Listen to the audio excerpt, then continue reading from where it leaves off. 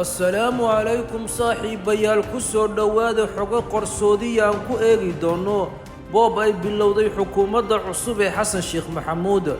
أفضلاً هداد كنال كأنه كل عصوب تاهي سابسكرايب سار سياد ولا سعود حقا حقتن حقا مهد سندين أدربوا وحا بلودي أولوليه يا ودني oo laga raystay muddadii 5 sano ahayd uu xilka hayay Maxamed Cabdullaahi Farmaajo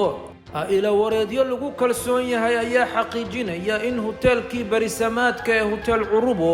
lagu wareejiyay ganacsade ay isku hayb yihiin madaxweynaha xilka hayay Xasan Sheekh Maxamuud ganacsadahan ayaa hotelka loo siiyay abaalmarin iyo inuu ka qayb qaatay ololihii doorashada madaxweyne Xasan Sheekh Maxamuud ganacsadahan ayaa ku sugan wadanka isu taga Imaaraadka Carabta halkaas ay ku kulmeen madaxweyne Xasan Sheekh Maxamuud ay isku arkeen isu taga Imaaraadka Carabta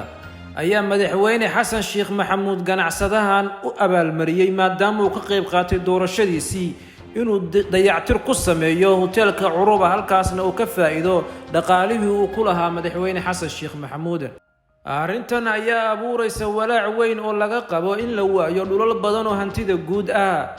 sidoo kalena waxa lagu xasuustaa madaxweyne Xasan Sheekh Maxamuud inuu wareejiyay dhulka xalane oo ahaa hanti guud kuna wareejiyay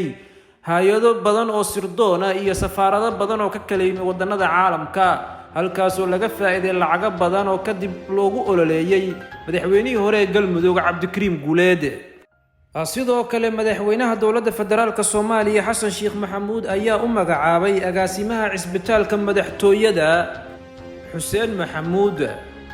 Maxamuud ayaa wiil ay dhashay madaxweyne Xasan Sheekh Maxamuud walaashiisu Nuurto Sheekh Maxamuud magacaabista Xuseen ayaana la soo marin xarumaha filla Soomaaliya ama beejadka filla Soomaaliya si looga dhuunto ceeb ka soo wajahda halkaasi madaxweyne Xasan Sheekh Maxamuud ayaa aad loogu dhaliilaa inuu dadka familka dhow yihiin u magacaabo xilalka ugu sarreeya ee wadanka arrintan ayaa aad loogu falaqaynayaa baraha bulshada